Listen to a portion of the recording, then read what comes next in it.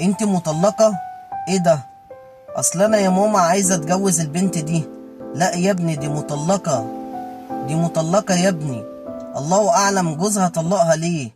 والله اعلم وراها ايه. لا يا ابني، دي مخلفة ومعاها عيال يا ابني. انت هتهبب بيها ايه؟ انت هتشيل زفت حد تاني ليه يا ابني؟ لا يا ابني، سيبك وسيبك. يا جماعة انتوا واخدين فكرة وحشة عن البنات المطلقة. دلوقتي واحدة اتجوزت مثلا، نفترض جواز صالونات، ما خدتش وقتها خالص في الخطوبة مثلا، واتجوزوا وقعدوا مثلا فترة كويسة مع بعض، وحصل بينهم مشكلة. هما دخلوا بالحلال وخرجوا بالحلال، بس خدت لقب مطلقة ليه؟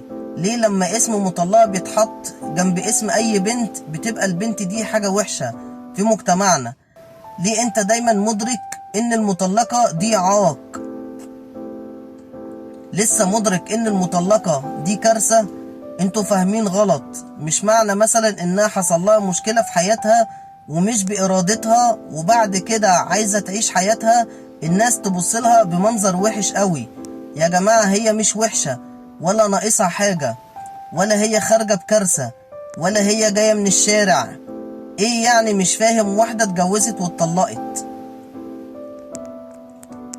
ربنا يستر عليكم جميعا.